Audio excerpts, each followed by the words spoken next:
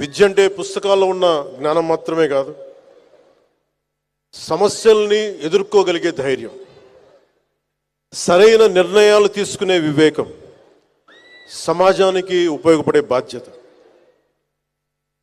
South Africa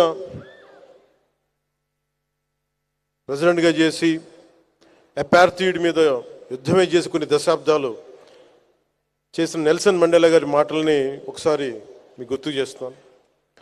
ప్రపంచాన్ని మార్చగల అత్యంత శక్తివంతమైన ఆయుధం ఉందండి, అది విద్య. కాబట్టి మీ లక్ష్యం కేవలం ప్రతిభ కాదు, మీ ధ్యేయం సమాజ సేవ కూడా కావాలి. మీ జ్ఞానం మీకోసం మాత్రమే కాకుండా మీ అరుపులు కేకలు అన్నీ కూడా, మీ ఉత్సాహం సమాజానికి దేశానికి ఉపయోగపడాలి. ఈరోజు ప్రపంచ స్థాయిలో భారతదేశం ఒక బలమైన దేశంగా నిలిచింది. గౌరవ ప్రధానమంత్రి శ్రీ నరేంద్ర మోదీ గారి నాయకత్వంలో Atmanirbhar Bharat, make in India, Viksit Bharat 2047 వంటి కార్యక్రమాలు భారతదేశాన్ని స్వయం సమృద్ధి వైపు తీసుకెళ్తా ఉన్నాయి.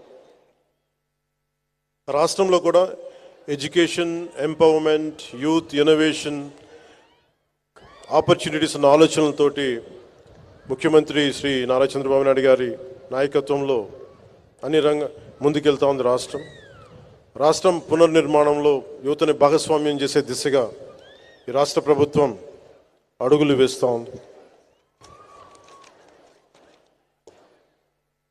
ఈ మార్పుని సాధించగలిగేవారు, మన మధ్యలో నిలబడి ఉన్నవారు మీరే. మార్పు తీసుకొచ్చేది యువత మాత్రమే. దేశ భవిష్యత్తు,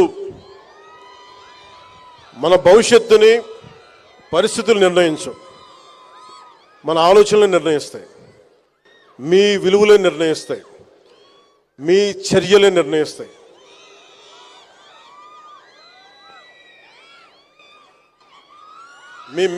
మీ విజ్ఞానం,